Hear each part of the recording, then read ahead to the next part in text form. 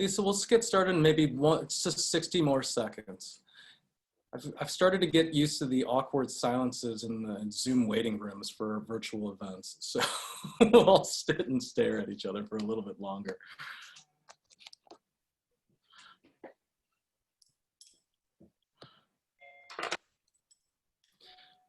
And for those of you guys that are just joining us, we are going to be recording today's session for those of some of us that couldn't be here today. So feel free to keep your video on or keep your video off. We'd like today to be as interactive as possible, and be a great way to sort of just connect, especially during virtual times. And so we really appreciate you being here.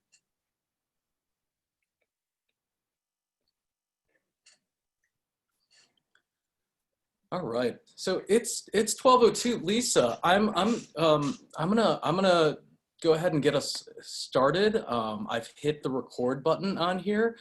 So hi everybody, my name's Mike Wang. I'm the head of school here at Fusion Academy in Oak Brook. We're a private school here in Oak Brook that specializes in one-on-one instruction. It's something that makes us really pretty unique. And today I have the pleasure of introducing our good friend, Dr. Lisa Konick from Konick and Associates. She's been a longtime friend of our school, and we work with, the kids that we work with are just absolutely some of the most terrific, but they also have some challenges. And today we wanted to talk and feature a subject I think that's important to many of us in the room today, and that's anxiety. And so Lisa, thank you so much for coming and helping us be a resource in our community. And I want to thank you for being here. And why don't we go ahead and get started, Doctor?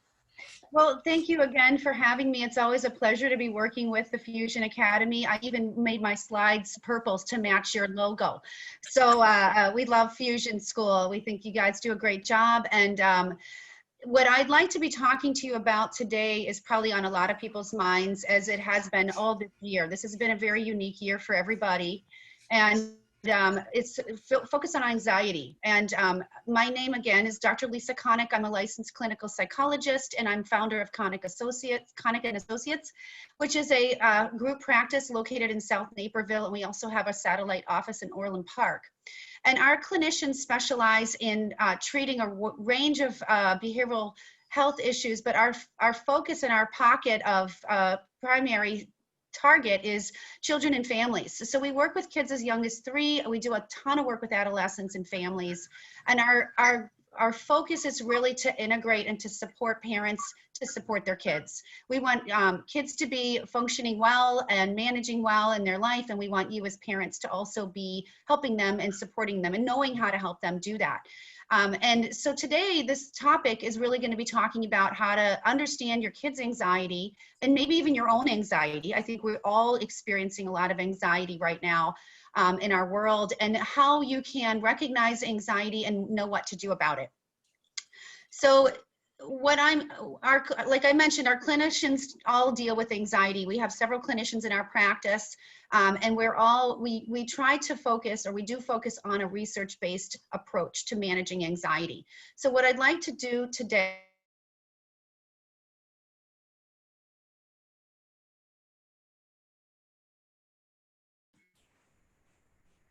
Lisa, I think you put yourself on mute. Oops, sorry about that, Lisa. That might have been my fault. Let me go back. There we go. I'm not sure where, thanks Ellie, where we went to, but so the agenda that I'm going to be talking about today is what is anxiety and what are the kinds of anxiety disorders that people kind of throw these labels around, and how to help you understand some of these.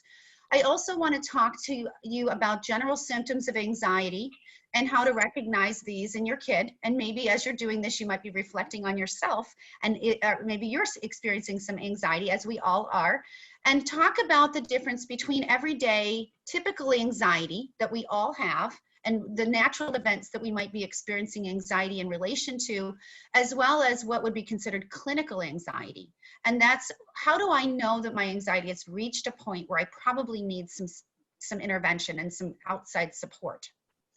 And we'll also be talking about what parents can do. If they're seeing some of these symptoms as I'm talking through here in their kids, how can you support your kids? And when should you seek help from a therapist? And what are the types of treatment approaches that are most effective in managing anxiety? And then I'll also be providing you with some specific resources that you can apply at home and to support you in supporting your kids. And then, Michael, we're going to be taking questions as we go.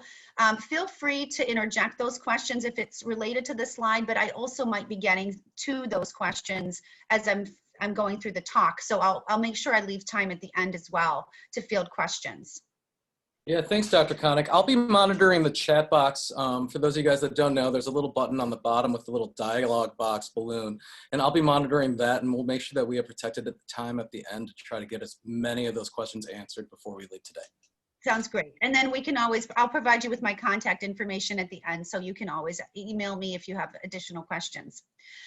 So this is an interesting statistic. I'll start here. How do we, what makes our kids anxious? And, you know, it's surprising to see this statistic, and this is not specific to COVID. 1 in 3 of all adolescents are going to experience, are very likely to experience an anxiety disorder. That's an alarming amount of kids. And I think about kids that I work with, my own two, I have 2 adolescent boys, 14 and 15, almost a 16-year-old who's driving, so that's my anxiety. But you know, I look at the kids and I think when they have their friends over, 1 in 3 of these kids has got an anxiety disorder. And I don't play psychologist at home, I'm mom there. But it's an interesting thing to think about when you are in your own life thinking about, one of my kids here, if I have 3 kids in my house, is probably gonna have a lot of anxiety that might need some intervention. So what are the things that are contributing to adolescent anxiety? And I think Fusion Academy, interestingly, you have some anxious kids there too. That's what makes it so individualized and unique and supportive. So we can do this. We can support our kids, but we need to know, why are they more stressed? And some of the things that are, and I have a list here that you might be able to relate to. The first factor is that we live in a culture of high achievement. And all of these achievement expectations that we have on our kids right now, or that they're observing in their world, are putting a lot of pressure on them. And so there are, if you think about the expectations, kids are expected to be straight A students so they can get into a good college. They're expected to be on travel teams. Maybe they're multiple sport athletes in multiple teams. And they're playing sports all travel. You got 3 kids traveling. Everybody's doing multiple high achieving demands on our kids. They need to be in social extracurricular activities so their college applications look good. Our kids are stressed with all of these demands. So thinking about that, that's a major a stressor for most of our kids in society today.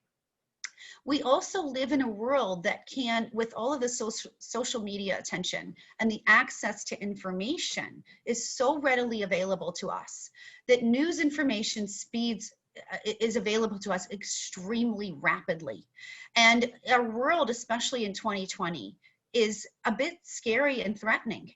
We've had COVID, we've had lockdowns with schools, we've had, you know, even over the years, you think about school shootings and lockdown drills. How do we keep kids safe in school and in the environment?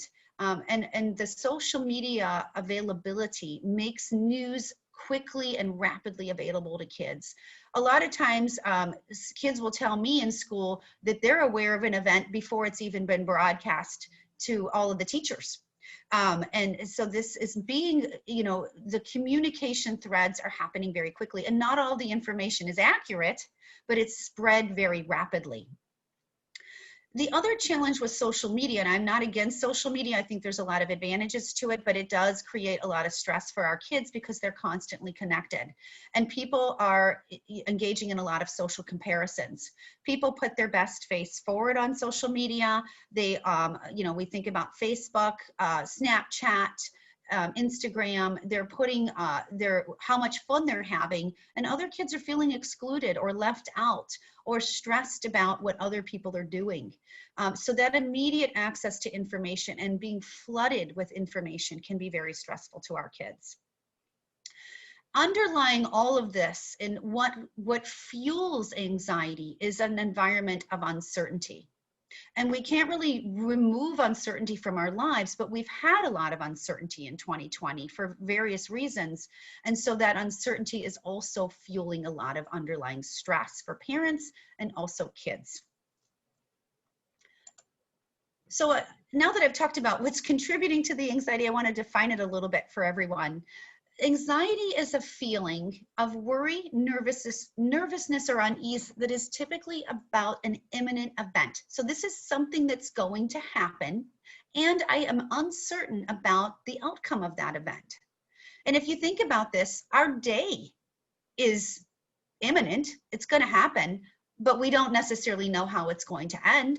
Driving to work today or getting on your Zoom meeting could have some uncertainty related to it. We had some technical problems this morning in a networking meeting that I was involved in.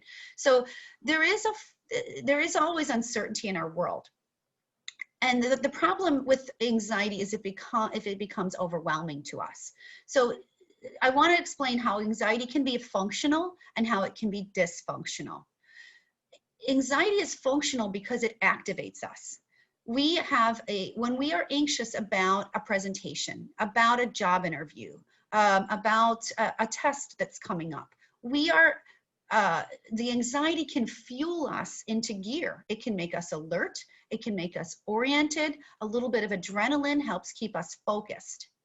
But there comes a point when anxiety can become dysfunctional. And that's, if we look at the normal bell-shaped curve, when we start to hit that peak and go over, our anxiety is now not operating to keep us alert. It may be distracting us. It might be overwhelming us, and we're not able to focus. That would be a problem. So when I think about, a lot of these terms of what kind of anxiety do people experience, there's different labels for the types of anxiety that an individual might have. And this is more of the clinical terms that we use and how to understand them a bit. So generalized anxiety disorder is the type of anxiety that is just involving a lot of persistent and excessive worries about everything. We're worried about tests, we're worrying about the future, we're worrying about mom and dad, we're worrying about our friends, we're worrying about safety. Ordinary routine things become overwhelming because we're worried about everything. That would be generalized anxiety. Separation anxiety disorder or separation anxiety is more common on younger children. And it's more of that early elementary age where typical reservation for stranger danger is understandable. But these are kids that have a lot of excessive anxiety of being separated from their parents or a caregiver. And these are the kids you might see once you drop them off at school or at daycare. The teachers are calling you and saying they're inconsolable, they're crying all day, they're clinging, they're having a lot of difficulty. You're peeling the kids off at the car line and they don't want to go in. This generally is outgrown and may evolve to social anxiety in older kids. Social anxiety or social phobia is not necessarily the fear of being social. It's the fear of being evaluated and judged. So when we think about social anxiety, these are kids that might avoid situations like school or people that want to avoid crowded situations or unfamiliar situations because they're nervous about being embarrassed. They're overly self-conscious and they're fearful of being in a situation where they could be judged or viewed negatively by others. And this can become what's considered more of a phobia. You see a lot of kids with school refusal that might have social anxiety, but they also might have some of these other aspects that make them anxious about going to school. Panic is a word that gets thrown around a lot. I had a panic attack. A lot of teens are emotional and dramatic as their developmental state, and they'll say, I'm having a panic attack. What they might actually be having is a lot of physical anxiety. But for them to truly be having a panic attack, there's a very specific cluster of symptoms that we see. And people that are having a panic attack or that are diagnosed with panic disorder have extreme intense anxiety. a cluster of physiological symptoms that they actually are fearful that they may be dying or they may be having a heart attack or some medical event. And a lot of the people that have initial panic symptoms find themselves in the emergency department because they think it's a medical cause. The problem with panic disorder is they then become fearful that they're going to have another attack out of the blue. So they start to avoid situations where they may be vulnerable. So that can have its own set of challenges. Anticipatory anxiety is not an anxiety disorder. It's a way of thinking about where anxiety comes from. And it's very closely related to test anxiety. If you think about getting ready for something that's a big deal, getting ready for a presentation, getting ready for a job interview, getting ready for a test, as you're preparing for that event, you have some nervousness because you don't know what to expect. So we have that anticipation that something's going to happen and I don't have the ability to predict the outcome. So that's that fear and worry that something imminent is going to happen and I may lose control, I may be embarrassed, I may make a mistake. So that usually the anticipation only exists up until the event, and then after the event, we don't have the anxiety anymore because we've gotten through it. So we're kind of riding that bell curve. Anticipation hits the event, and then after the fact, we're okay. In this case, we want to try to get the child or the individual that's experiencing the anticipation through the event, because at the other side, we come out without anxiety. We feel better. So that's one of the things we do in treatment is we help motivate through the event. And text anxiety is really when you have a child who is so anxious about the evaluation, their performance in that situation, that they are likely to go blank. They'll lose the information. Their anxiety takes over, and this is where that anxiety can be dysfunctional. We want anxiety to get us there, to keep us alert, but to not make us go blank and lose control. So I'm going to talk about some of these symptoms. Anxiety can have physical symptoms, it can have psychological symptoms, and it can have behavioral symptoms. And I'm not necessarily going to read all of these to you, but Michael, you're going to make these slides available to anyone that needs them. So everyone will get this as a resource at the end. But the physical symptoms, we all know what that feels like. Our heart's pounding, we have shortness of breath, we may feel jittery, we may get a dry mouth, our throat cracks, butterflies in the stomach are typical physical symptoms of anxiety that are not necessarily clinical, general anxiety, just everyday anxiety.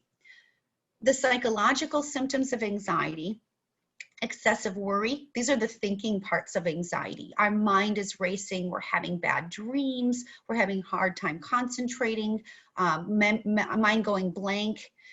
Those would be psychological. And the behavioral symptoms are things that happen. So that would be the avoidance behavior, the procrastination, or the obsessive compulsive, where there's a ritual in place to try to manage the anxiety. So I want to talk about what's happening in the body when we experience anxiety. A lot of people have heard about the fight, flight, freeze response. That is a physical and emotional aspect of anxiety. But the fight, flight response, or the fight, flight, freeze response generally is a survival tactic that is rudimentary, and it helps us manage threat or perceived threat by either fighting the threat or running away. And there's a lot of physiological symptoms related to this fight, flight response. A lot of those symptoms that were on that prior slide. The other thing that's happening with the fight, flight response, if we think about these primal reasons that we have anxiety to keep us safe, is we have what's called a negativity bias. And this is not necessarily fight, flight, but it's related to the anxiety process. Negativity bias is survival-based as well. Why do we remember negative things more often than positive things? Well, remembering when somebody eats something and it makes them sick and, there's a threat to my life, it's probably good for me to remember those things. So there's a survival-based reason that we remember things that might be dangerous. Snakes should be avoided because they could be poisonous. So we remember these things. We don't necessarily remember the positives. And this is going to be important when I talk about coping strategies.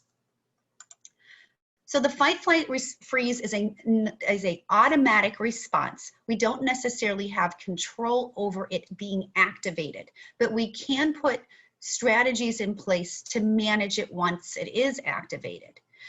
It can be triggered by both real and imaginary threats. So things that have actually happened that are scary and dangerous, or things that I might be afraid could happen. This is that worst case scenario mindset that I think of a bad thing and then I think, what's the worst thing that could happen? And then I start to get anxious. And then I start to create a new dialogue of imaginary possibilities based on that. And that can continue to fuel that fight, flight response. The other thing that's important about this is even though it's automatic, it doesn't necessarily mean that it's accurate. We can have a fight, flight trigger because of a test. A test is not life-threatening, although some kids may say, you haven't talked to my dad.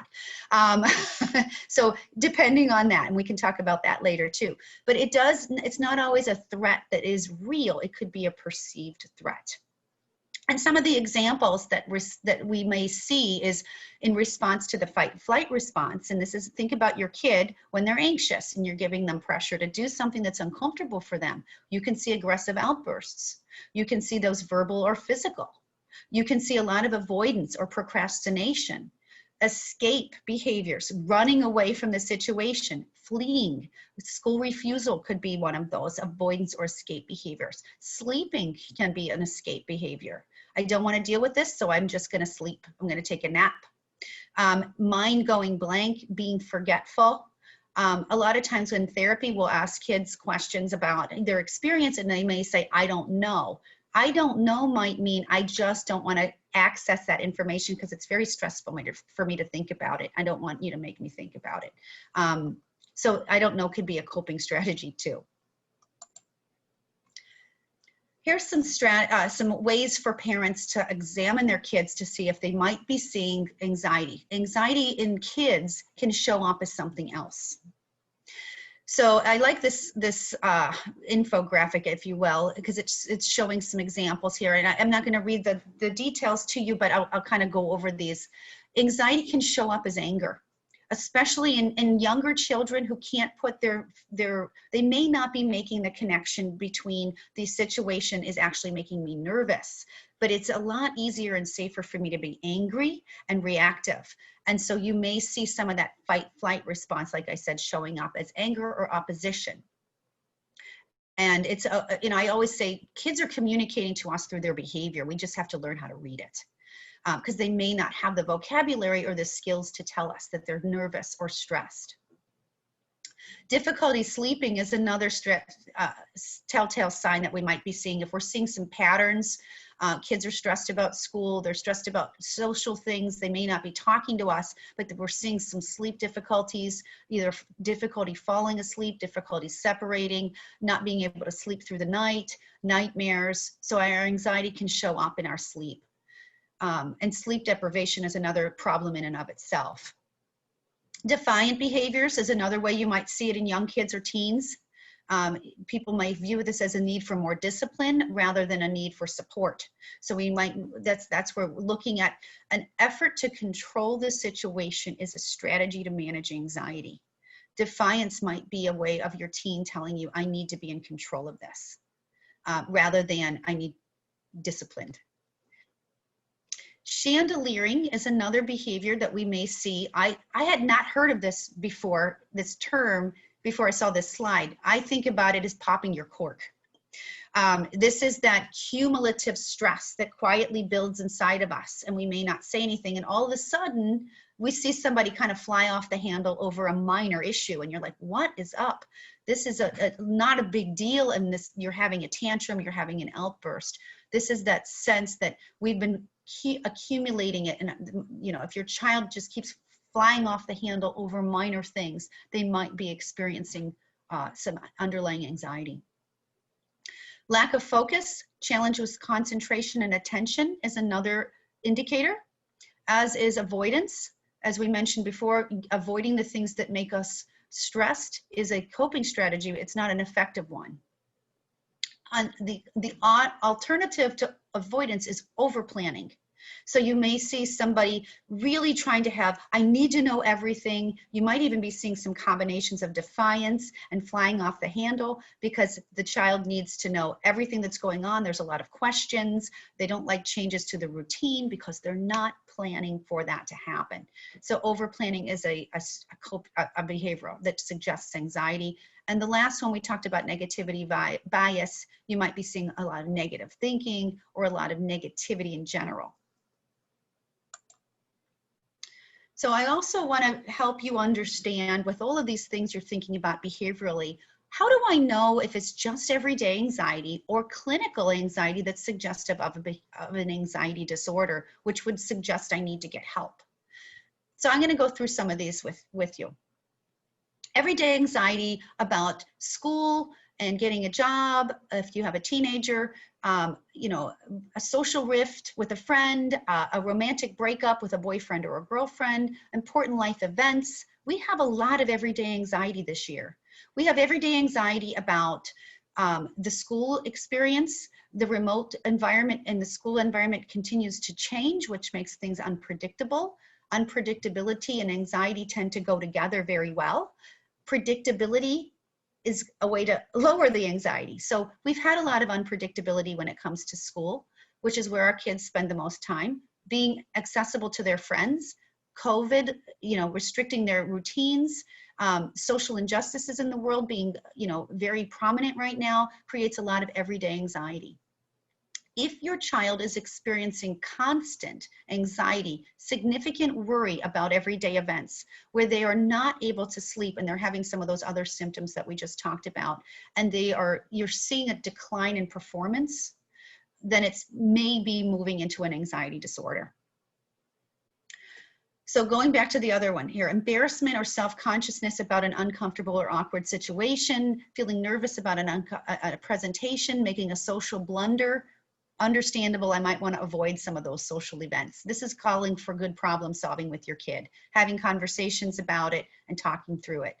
If your child is avoiding situations for fear of being evaluated, they don't want to see their friends anymore. They don't want to go to events, sporting events that they normally would enjoy. They don't want to ride the bus. They don't want to go to school. It might be a serious sense of avoidance that could be more indicative of a social anxiety. Having general jitters before presentations, tests, big performances, going on stage, we see that. That's typical anxiety. Preparing is a way to manage that. So talking through that with your kid, finding out if they're prepared. A little anticipatory anxiety is very understandable. If your child is having panic symptoms, excessive physiological symptoms where they're crying, tantruming, having a lot of the avoidance and physiological symptoms, difficulty breathing, that would probably suggest there could be some panic-related symptoms that might need an intervention. It is very realistic for kids to have anxiety about things that are viewed as dangerous.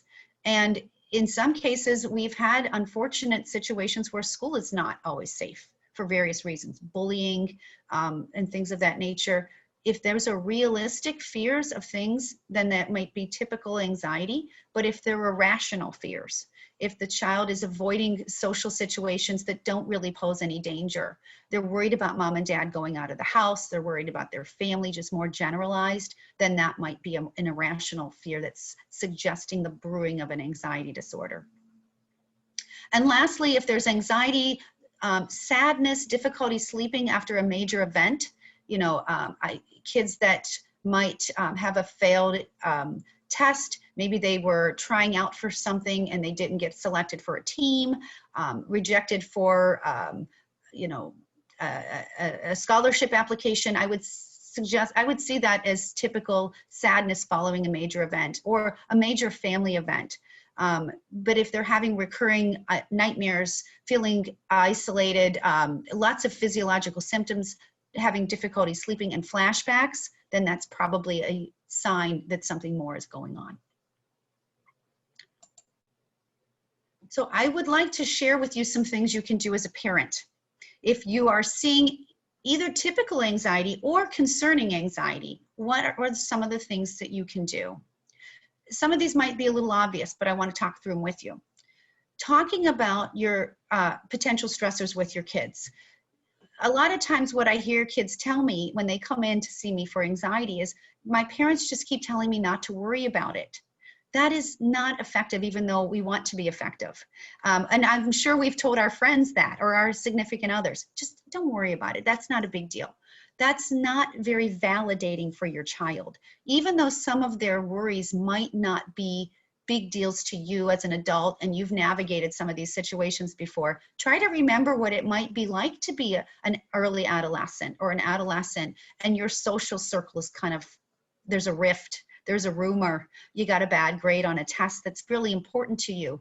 If you're able to validate their stress and their anxiety and try to be with them in that, rather than saying, don't worry about it, tell me why you're worrying about that. Help me understand why that's so important to you.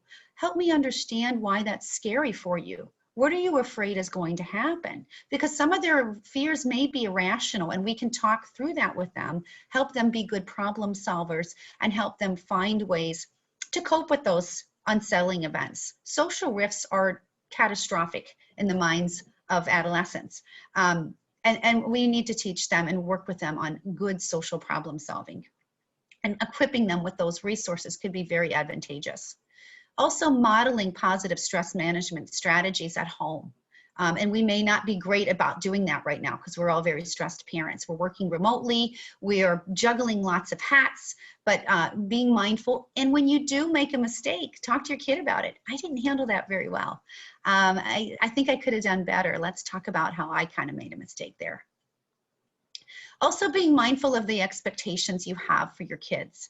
We all want the best for our children, and I think our own anxiety about our own successes and failures in life, our own stressors as in adolescence and growing up, we're trying to prevent our children from experiencing those things. They actually need to learn from mistakes. So I'm an advocate of talking about having appropriate expectations for your kids in terms of what they can manage, but also help them learn how to fail. Allow them to make mistakes. And people get very alarmed when I say, teach your kids how to fail, or let them fail. I should not bail them out. Well, sometimes you might need to, but other times you might want to have them struggle a little bit. You didn't study very well for that test and you got a grade you didn't like. You failed the test, you got a D. Is that your best work? How can you do better next time so that you are more successful? Are there any things that you can think of that you might need to do to be more successful, and help them problem solve, maybe communicating and advocating with teachers, giving them some scripts to use. Those are ways that we can help our child learn from natural consequences rather than avoiding situations that are unpleasant, and giving them some sense of empowerment and confidence to navigating difficult times. I also very much value that kids need to have time that is downtime to relax, to play, to be social, and be with friends. So helping our kids to balance their life.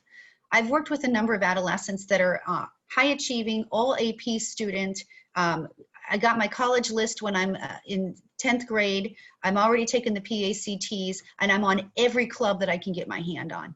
That kid's gonna be stressed. They're overextended. And helping them to prioritize, what are the things that you really want to gain from this school experience and some of these activities, and what are the things you can do without, so that you can spend some social time with your friends and relax and do some of the things that you find enjoyable, even if it's binging on Netflix a couple of hours a week, giving them the downtime to mentally recover from the stresses of their day. And also talking to kids about their social media use, helping them to take breaks, set limits, thinking critically about, do you want that friend list on social media? Are those healthy friends for you? You seem like you're really upset every time you get views from that person. Having them manage those better, maybe not always looking at the news media that they're exposed to, and managing that time. Here's, I want to talk a little bit about tools. Tools are always good. These are the things that we're teaching kids in terms of how to cope. And some of these might be somewhat obvious, but the reason is because they work. when we think about fight-flight response, adrenaline is released into the system, and we are carrying a lot of tension in our bodies when we're carrying a lot of anxiety on a day-to-day basis. So I think about the two pieces that alleviate tension is physical activity and relaxation. You can't be tense and relaxed at the same time. So what are some things that you can integrate into your home and into your child's life that helps them get physical activity every day? And it doesn't need to be an exercise routine. We can be creative with our exercise, taking the dog for a walk, doing yoga, taking a class together, whatever physical movements, stretching exercises you can do. Moving releases muscle tension. It's very important. Similarly, relaxing is downtime. What are the things you do in your home and in your life to relax? And a lot of times I recommend we schedule this into our day, especially with the remote and the COVID pandemic. We've been a lot more isolated. How do you schedule time daily to be physical? And how do you schedule time daily to be doing something relaxing? It could be even movie night as a family. That could be relaxing as long as there's no arguing about what movies we're picking. My son likes to watch thrillers and horror flicks right now, and that just makes me very anxious. That's not relaxing for me. Another piece that goes along with relaxation is mindfulness. Mindfulness is being in the moment. Anxiety is being in the future. Anxiety is worrying about something that's going to happen in the future. If we're mindful, we're in our current moment. We have control over our moments. This current moment that I'm in right now, I have a fair degree of control over. So that is tuning into the five senses. What can I hear, see, smell, taste, and touch? If I can tune into my moment, I am not worrying about my future and being in control of the things that I have in my environment right now. So there's some strategies on mindfulness that I'll give you through apps as well. Another component is time away. So that's taking a break. A lot of us have had to write a long paper, a presentation, a lot of studying. We kind of get stuck in that. It gets overwhelming. Taking a mental break and saying, I'm going to put that away and come back to it tomorrow. I'm going to put it away for the weekend and have some downtime. That can give us a refreshed look on something that might have been anxious prior or anxiety inducing. The opposite of the negativity bias would be positivity. So being grateful, having gratitude, reframing some of our negative thoughts into positives. And I think about COVID. We're all thinking about the problems associated with COVID, and there are many, but there also are some silver linings. What are the silver linings in this situation for you and your family? A lot of my clients have talked about COVID has brought their families together. They've had more family time. Even though we may be working at home, we're taking breaks and making lunch with our kids. Kids don't have to take the bus to school if they're doing remote learning. They're working at home. They get to sleep in a little later. Yeah, they don't get to see their friends as much, but the social stress at school is not there. So we kind of think about some of the positive aspects of this that could be coming about. You might be frustrated that you didn't get into a team, but what are some of the aspects of that? Maybe you have more time to spend for something else. Creativity is another really important way of managing stress and anxiety. Being creative could mean journaling, listening to music, drawing, coloring. We have lots of coloring books now for adults that get their mind focused on being creative. They're a little more involved in some of the kids stuff, but a lot of adolescents will tell me they still enjoy coloring because it's mindless and comforting. So what are some of the creative things that you and your family or your child can do, either alone or together? Journaling is another one that a lot of adolescents might engage in, but I wouldn't force them to do an activity that they don't like. Some kids don't like to write, so we try to find something else that they might want to do that's creative for them. Building Legos can be very relaxing for a lot of kids that are constructive in their minds. Teaching and learning how to reframe our negative thinking is an important one. Anxiety can be very cognitively focused. Lots of negative thoughts are fueled. So reframing the negative thoughts is not saying, it's being logical about our thoughts. Rather than, is this really a catastrophic event? Maybe it's just bothersome. And we can tolerate a bothersome event much more than catastrophic event. And then the last one, which is pretty self-explanatory, is being planned and organized can help reduce your anxiety. I'm taking a little more time than I meant to, so I'm gonna try to move through this part a little faster here. Some of the complications that can occur that can lead to us moving from that typical anxiety into that needing intervention phase would be if you are noticing that your child is seeming depressed, if they are sleeping a lot, they're having difficulty with maybe some medical issues, stomach aches, migraines, irritable bowel, diarrhea, appetite problems, substance use. These are all complicating factors which suggest that the child or the person is not coping well with the stressors in their life. And they might have some co-occurring challenges as a result of the anxiety. Suicidal thoughts is a big one. That's a high risk. These become higher risk status. So these would recommend, I would recommend intervening or seeing either your pediatrician or a mental health provider to get some support. And if you're seeing these interfering with schoolwork, your child's social life, it's upsetting and they're having difficulty controlling or managing. They're having lots of outbursts. They're not themselves. If it's causing physical health problems, these are things that you can, these are suggestions that you might want to get some help. I'm reluctant to offer this, but there is a website, psychology-tools.com. They have free screening tools for depression and anxiety. And I say with hesitation, these are not diagnostic tools. These are screeners. If you complete a screener, and there's adult ones and there's ones for kids as well, and different types of anxiety, and you're elevated in your responses. And kids are doing this on their own, by the way. I have clients that come in and say, yeah, I looked it up online. I meet all the symptoms. That's why I wanted to see somebody. They're very savvy with this. But these free screeners can give you some indicator if you're elevated enough that you might want to seek some support. But please don't diagnose yourself or your kid. And some of the treatment approaches, our practice focuses on empirically or research-based treatment protocols. These are protocols for treatment that have been demonstrated in research to be highly effective. And these are several options. Cognitive behavioral therapy is a way of looking at both the thinking challenges and the physiological challenges, how it creates anxiety, and looking at effective coping strategies to overcome those stressors. Acceptance and commitment therapy is related to CBT. It's called ACT.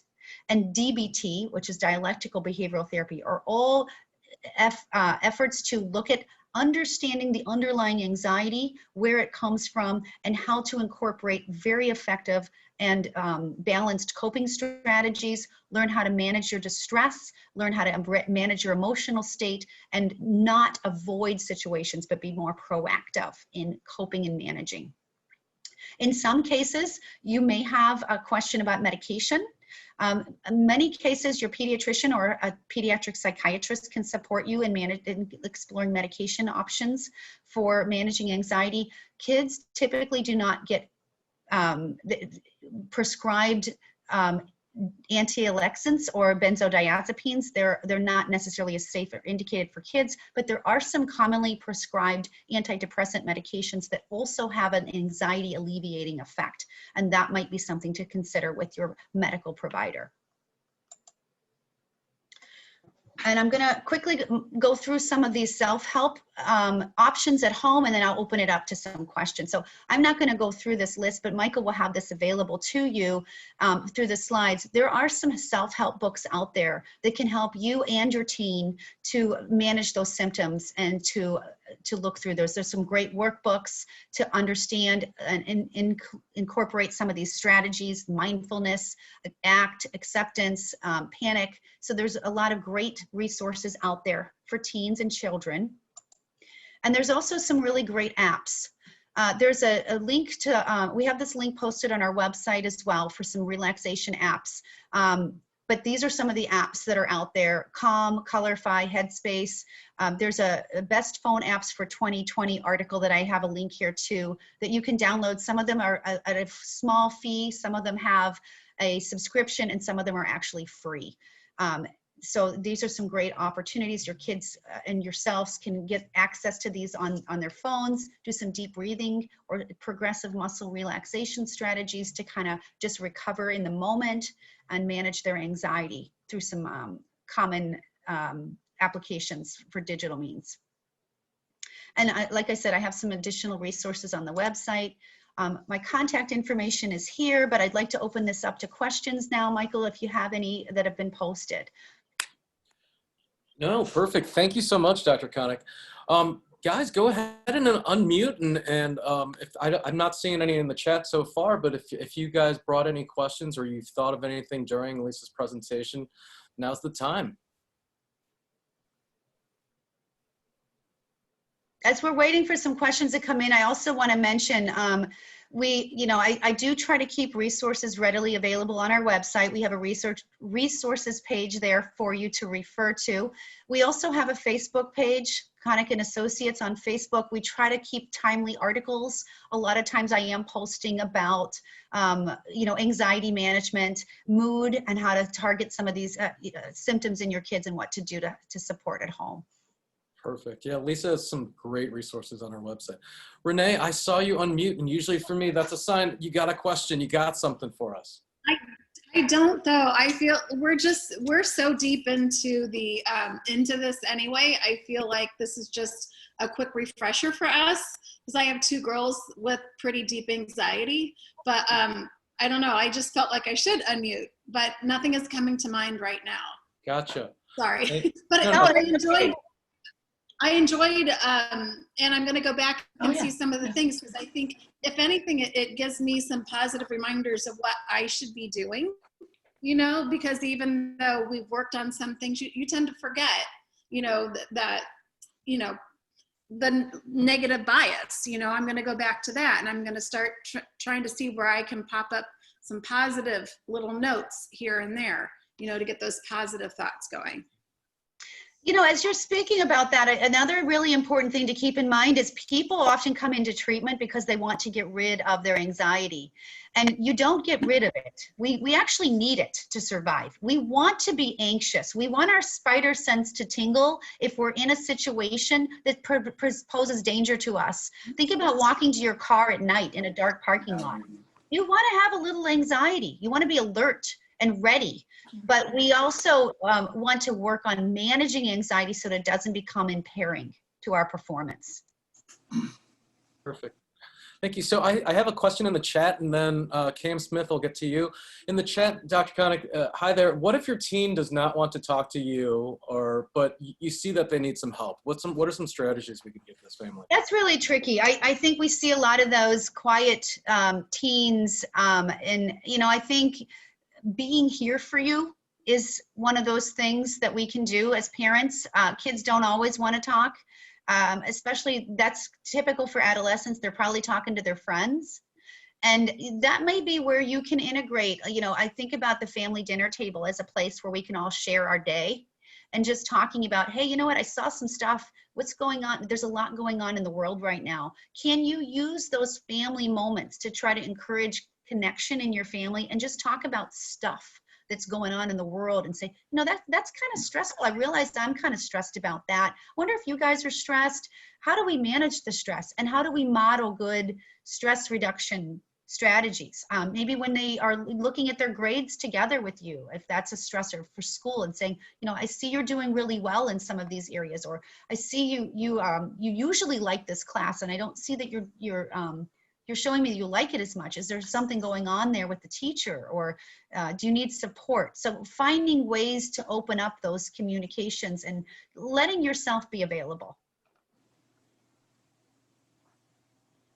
Mike, you're muted. I'm sorry. Thank you so much. Pam?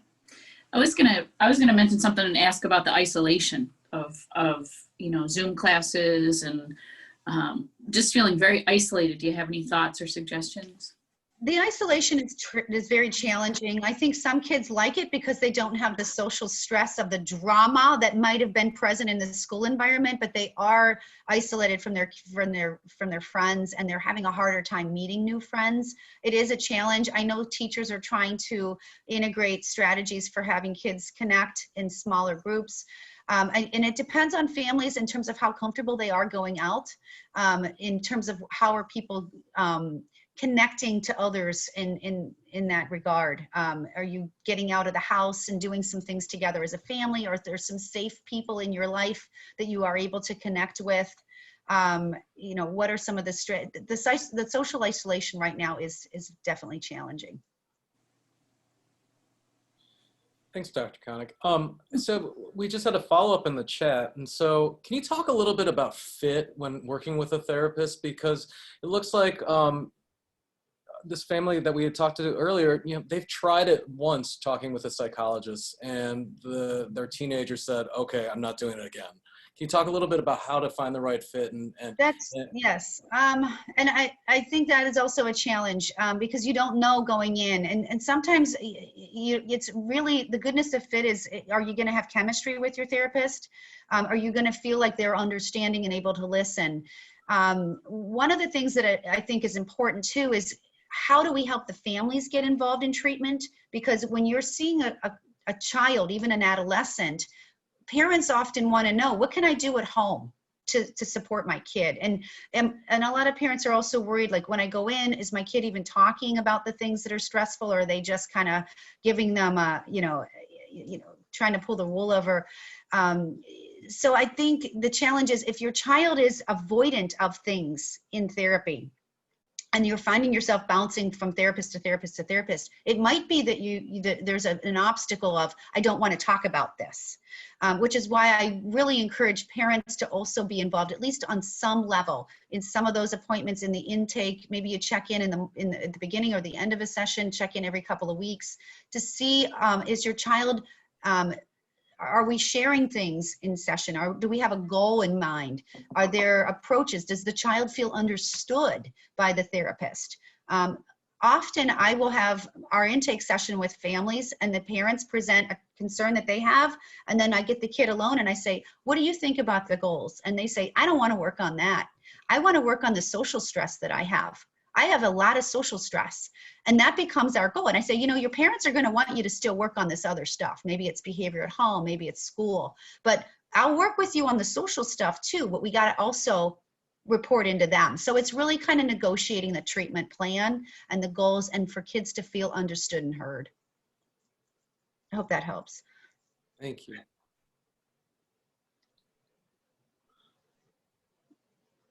You know, I noticed in the room that we have quite a variety of people in here. We have parents, and we also have some school administrators. We have some fellow therapists. I'd love to open it up and just, you know, really be able to take advantage of having you here, Doc. I did try to pack a lot of information into the presentation, so I think it does take some time to absorb some of this as well. Yeah. So I appreciate that. Can I ask something? Go for it. Hi. Okay. So I work with students in academic support as a residential STEM high school, and we are, you know, totally inundated with Zoom from 8 to about 3 or so, and then I work with the students on kind of time management, organization, academic support resources, and then we talk for sure about downtime, but then their downtime has always been pre-COVID gaming or social media or whatever. But then from my seat, I get worried about the amount of time, screen time that they're on from the morning till afternoon. And then I do want them to distress, but if this is their tool and this brings them joy, I worry about that. And so I try to advocate for, think of some other things without stressing them out. Find a new hobby, hurry up, you know, because get away from that laptop or that computer because you've been on that for 8 hours. But then that's their one comfort. So do you have any thoughts about just the screen time amount and how it kind of impacts the kids and how to help manage that? I think it's challenging right now, and this kind of goes to the other social isolation question, is kids are getting some of their social interaction through social media and through video games already. They're texting, they're on Snapchat and Instagram, and they're sharing. So, I think that there's this interesting shift that, a lot of adults and parents are very stressed about, is we need to get our kids off of screens. Kids don't want to be off of screens because that is the new age, right? The new world is very screen focused. So are they getting what they need, at least in part, from the screens? Right now we are having more screens. There's not a way around it with COVID and with remote learning. So it's not necessarily the new norm, which is why I say, can you find ways to get relaxation and physical activity outside of the screens? But how is your kid? I think this is really a case by case. Have a conversation. Kids are getting more screen time right now. Adults are getting more screen time right now. How do you decompress and not have screens? We're still using screens too as adults. We're watching TV. We're still on screens. So are they feeling isolated? Are they feeling still stressed when they're getting some of that balance? And I think it's really kind of being patient with helping them understand how they're using their screens and when do they need a break from the screens. That's more than I need to get rid of the screens and limit them in a different way. So I think it's just a shift that we are adjusting to. I hope that helps. Hey, Dr. Konick, I was thinking to your point earlier about the benefits of just physical activity and whether or not we could help our teenagers understand not only just get outside, get some fresh air, you're going to feel better, get away, take a break. We're not saying put it away forever, but come back to it.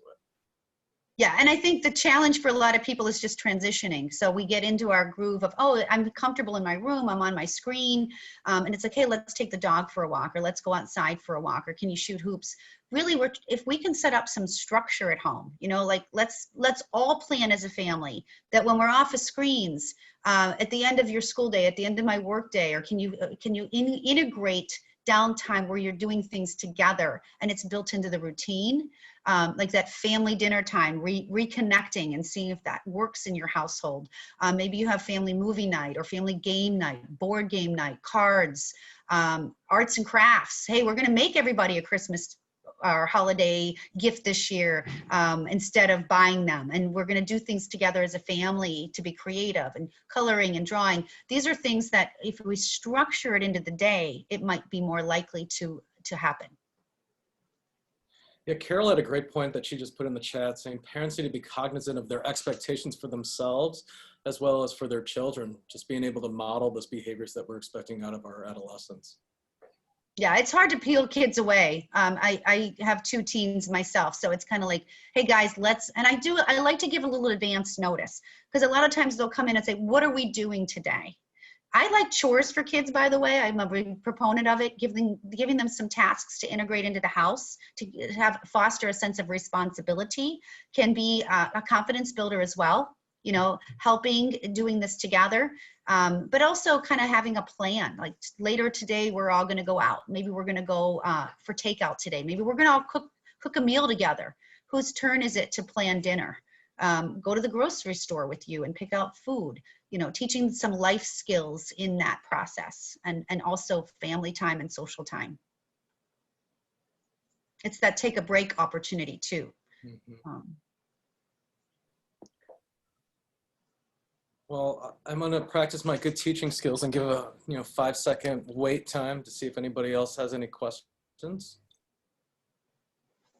And people can also reach us. I have my email here. Our general mailbox is screened by our assistant, Annie. She's wonderful and very responsive.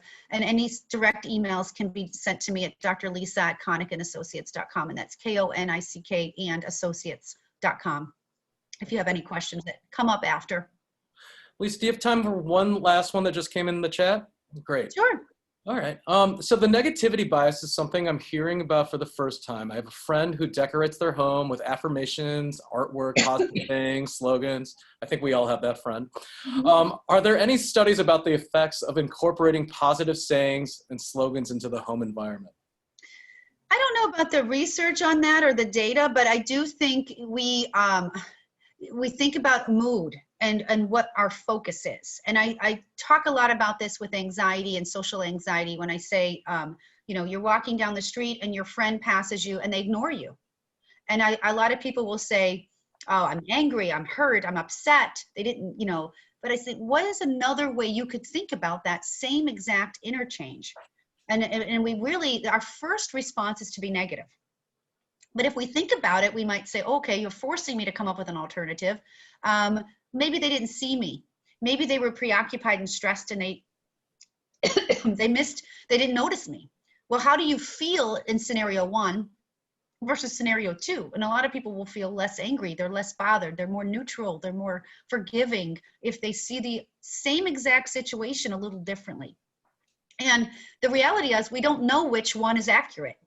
But if we look at the more positive, and I say, I just assume that it's going to be neutral, and I'm going to look at my day more neutrally than negatively charged, our mood is better and our anxiety is lower. So that positivity piece is that reminder every day that I can look at the bright side, I can look at the positive. My attitude influences my mood. So that might be a way to think about it. Great. Thank you so much. Well, Dr. Konick, I wanted to wrap up because I want to respect people's time, and I know many people are here on their lunch breaks. I just want to thank you so much for doing this for us today. And I know that here at Fusion, our community is so much richer for having you as a part of it, and we love working, that you work with some of our families, and this is just wonderful that you're able to give us these resources to help a lot of people out there. So thank you so much. And those of you guys who are on here, we'll be sharing all the materials from today's presentations via PDF. We'll follow up with you because we have all your emails, and then a copy of this recording will be on Dr. Konick's Konick and Associates Facebook site coming soon. So thank you so much for everybody. We'll put it on the website too if we can. Thank you so much for having me, and I appreciate it. Well, excellent. Thank you so much for doing this. Thank you. Take care, everybody. All right. Thank you. Well.